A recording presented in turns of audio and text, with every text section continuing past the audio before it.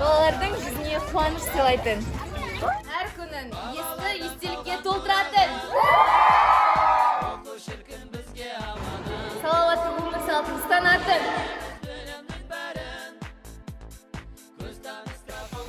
Қуаныш сыйлау арқылы бақытқа кенелетін.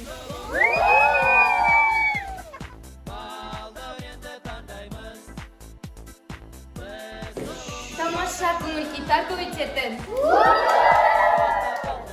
Бір үйдің баласындай бірлікті ұғындыратын.